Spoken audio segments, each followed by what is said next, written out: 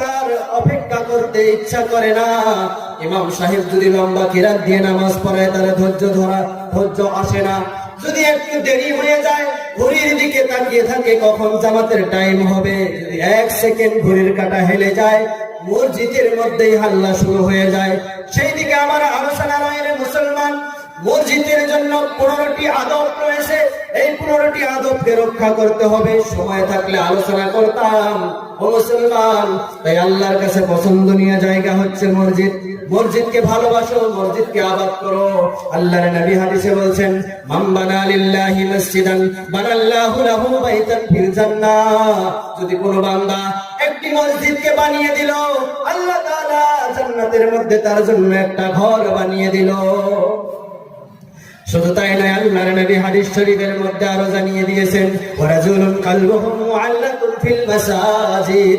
যে ব্যক্তি অন্তরটা মসজিদের সঙ্গে লেগে থাকে, মসজিদে না গেলে তার অন্তরটা ছটফট করে, মসজিদ থেকে বাহির হলে তার ভালো লাগে না।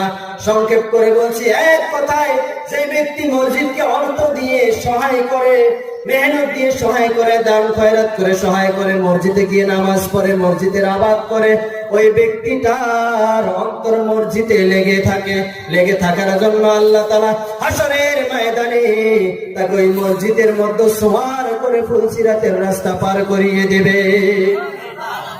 মুসলমান শুধু তাই নয়, মসজিদকে ভালোবাসলে কি ফায়দা কি লাভ? মসজিদকে ভালোবাসলে কি ফায়দা কি লাভ রে মুসলমান? আমরা যদি মসজিদকে ভালোবাসতে পারি, মসজিদকে আবাদ করতে পারি, হাদিস শরীফের মধ্যে এসেছেন, একটা মানুষ দিনের মধ্যে যতবার মসজিদের মধ্যে যাবে অতবার জান্নাতের মধ্যে আল্লাহ ওই বান্দার জন্য মেহমানদারি করবে। সকাল সন্ধ্যা বান্দা যতবার মসজিদে যাবে অতবার জান্নাতের মধ্যে আল্লাহ তার জন্য মেহমানদারি করবে। আমরা সকলে মসজিদে যাব ইনশাআল্লাহ। হাত তুলে দেখাই, সকলে হাত তুলি, সকলে তাকবীর দেই, নারে তাকবীর। আরেকটু জোরে নারে তাকবীর, আরেকটু জোরে নারে তাকবীর। আমরা মসজিদে গিয়ে জামাতের সাথে নামাজ আদায় করার চেষ্টা করবো ইনশাআল্লাহ।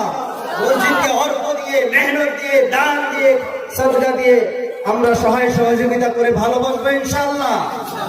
মসজিদকে নিয়ে দলবাজি পার্টিবাজি করবেন না মুসলমান। অনুরূপ মসজিদ আল্লাহর ঘর, এখানে কোনো রাজনীতি নয়। ও মুসলমান, মসজিদকে আবাদ করো, মসজিদকে ভালোবাসো। দুনিয়া থেকে যদি মেহনত করে যেতে পারো তাহলে তুমি সেই দিন জান্নাতি হতে পারবে।